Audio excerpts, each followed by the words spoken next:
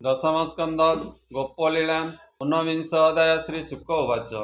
ଏବେ ଅଶୁଣ ନରନାଥ ମୃତ କୃଷ୍ଣର ଚରିତ ଗୋପୀ ଗୋପାଳ ଘେନି ସଙ୍ଗେ ଆନନ୍ଦେ ରାମକୃଷ୍ଣ ରଙ୍ଗେ ଯଶ ବିସ୍ତାରୀ ତିନି ପୁରେ ମିଳିଲେ ନନ୍ଦର ମନ୍ଦିରେ ଗୋପନଗରେ କ୍ରୀଡ଼ା କରି ମାୟା ଗୋପାଳ ରୂପ ଧରି ଏମତେ ଶୁଣ ପରୀକ୍ଷିତ ସ୍ୱଭାବେ ସରିଲା ବସନ୍ତ ନିଧାଘ କାଳ ଆଗମନ ଗର୍ମେ ଦାପିତ ସର୍ବଜନ ସର୍ବଦା ବସନ୍ତ ପବନ ସଧିରେ ବହେ ବୃନ୍ଦାବନ ନଦୀ ନିର୍ଝର ଜଳ ନାଦ ନିବିଡ଼ ଝିଙ୍କାରି ଶବଦ ନିର୍ଝର ଜଳ କଣା ମିଳି ଅତି ବିକଳ ବନସ୍ଥଳୀ ନଦୀ ତରଙ୍ଗ ପୁଷ୍ପ ବନ ପବନ ଯୋଗେ କମ୍ପମାନ ଏ ଜଳେ ଅଛଇ ପୁଷ୍ପ ଯେତେ କମଳ କୁମୁଦ ସହିତେ ଯାହାଙ୍କ ରେଣୁ ଘେନି ବଳେ ପବନ ବହେ କତୁହଳେ ଏଣୁ ସେ ବୃନ୍ଦାବନ ଦେଶ ନିଧାଗ ନକରେ ସ୍ପରଶ ଘନ ଗହନ ବନ ଭୂମି ତେଣୁ ନୁହନ୍ତି ଯିବେ ଶ୍ରମୀ ଅତି ଗଭୀର ନଦୀ ଜଳେ ଲହରୀ ଉଠିବା ଯେ କୂଳେ ଥିଲା ଯେ ପଙ୍କବେନି ତଟ ଭବ ତରଙ୍ଗେ ଧୁଆ ତୁଟ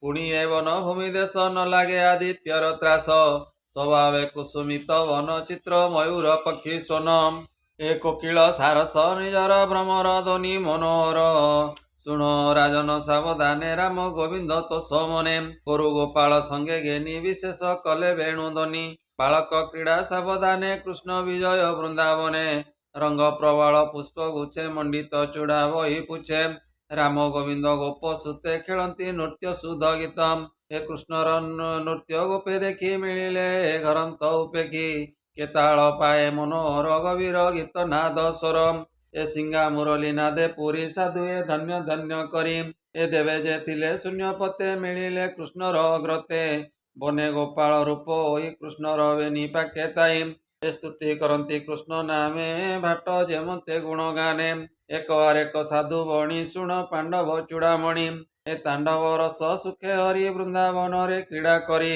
ବାଳକ ରାମ କୃଷ୍ଣ ବେଳେ ଯୁଦ୍ଧ କରନ୍ତି ବାହୁବଳେ ଏ କୃଷ୍ଣର ନୃତ୍ୟ ଦେଖି ପୋଏ ରାମକୁ ବେଢିଲେ ତୋକାଏ ହେମଚା ନାଦେ ଗୀତ ଗାଇ କେ ଧାଏ ସିଂହା ନାଦ ବାଇ ତାଳ ମୁରଲି ଗାଇ ତୁର ନାଚନ୍ତି ବ୍ରହ୍ମାଣ୍ଡ ଠାକୁର ଏ ନୃତ୍ୟର ଅନ୍ତେ ପରଶଂସୀ କେତହିଁ କହନ୍ତି ବିଶ୍ୱାସୀ ଦେବେ କରନ୍ତି ନାନା ସ୍ତୁତି ହରସେ ପୁଷ୍ପ ବରସନ୍ତି ଏ କୃଷ୍ଣର ସଙ୍ଗେ ନୃତ୍ୟ କରି ବୁଲନ୍ତି ବୃନ୍ଦାବନ ହେରି କେବଲେ କୁଆରେ ଧରି ଡାକନ୍ତି ବାହନାଦ କରି ଏ କୃଷ୍ଣ ଉଠିଲେ ଉଚ୍ଚ ବୃକ୍ଷେ ଫଳ ତୋଳନ୍ତି ନାନା ଶିକେ ଏ ପୁଏ ଆଣିଲେ ଯେଜା ମତେ ଅମର ଲୋକେ ଜୁତେ ଜୁତେ ଏକ ଆରେକ ମରା ମରି ସାକ୍ଷୀକେ କରନ୍ତି ମୁରାରୀ ଏ କର ଚରଣେ ଧରି ଛନ୍ଦେ ଯୁଦ୍ଧ କରନ୍ତି ନାନା ବନ୍ଦେ କେ ପଛେ ଥାଇ ଚକ୍ଷୁ ବୁଝି ନାମ ଧରନ୍ତି ମନେ ଜି ମୃଗର ପ୍ରାୟ କେହି ଧାଇଁ ପକ୍ଷୀଙ୍କ ପ୍ରାୟ କେ ଉଡ଼ଇ ଏ ଭେକର ପ୍ରାୟ କେ ବୁଡ଼ନ୍ତି ଚାଲନ୍ତି ଦେଖି ହଂସପନ୍ତି ଏ ବସ୍ତ୍ର ପାଲଟି ବୃକ୍ଷ ଡାଳେ ଦୋଳି କରନ୍ତି କୌତୁହଳେ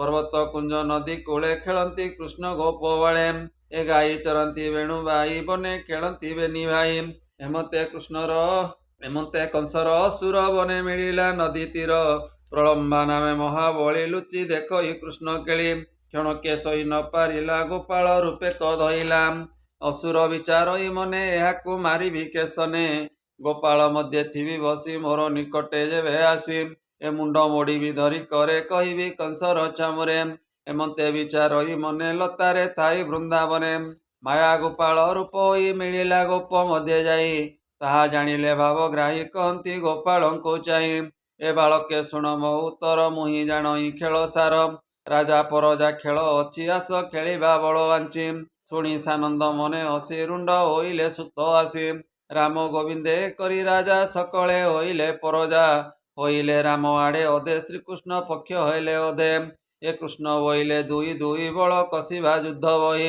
ଖେଳ ପାଞ୍ଚିଲେ ଗୋପ ପୋଏ ମାୟା ଭିଆଣ ଦେବରାଏ ଜଣ ଜଣକେ ନାମ ଧରି ଯୁଦ୍ଧେ ଡାକିଲେ ହଳଧାରୀ ସୁଦାମା ନାମେଣ ଗୋପାଳେ ଯୁଜିଲା ଗୋବିନ୍ଦର ତୁଲେ ପ୍ରଳମ୍ବାସୁର ସଙ୍ଗେ ରାମ ବୃଷଭ ତୁଲେ ସ୍ତୋକ ନାମ ଏତେ ଭିଆଇ ଭାବଗ୍ରାହୀ କହନ୍ତି ଗୋପାଳଙ୍କୁ ଚାହିଁ ଏ ପିଢ଼ କରିବା ଯୁଦ୍ଧ କରି ସଂଗ୍ରାମେ ଯେ ଯାହା କୁଆରୀ ଏ ଭାଣ୍ଡିର ବଟ ତଳେ ନେଇ ଥୋଇବ କାନ୍ଧରେ ବସାଇ ହେଉ ବଇଲେ ଗୋପ ବାଳେ ଯୁଜନ୍ତି ଯେ ଯାହାର ବଳେ ହାରିଲେ କାନ୍ଧ କରି ନେଇ ଛାଡ଼ନ୍ତି ବଟ ତଳେ ଯାଇ ଏମତେ ପ୍ରଭୁ ଦଇତାରି ଦାମର ତୁଲେ ଯୁଦ୍ଧ କରି ଯୁଦ୍ଧେ ହାରିଲେ ନର ହରି ବଟେ ଛାଡ଼ିଲେ କନ୍ଧେ ହରି ଏ ପ୍ରଳମ୍ବାସୁର ରାମ ସଙ୍ଗେ ପଡ଼ିଲା ପଞ୍ଚା ପଞ୍ଚି ରଙ୍ଗେ।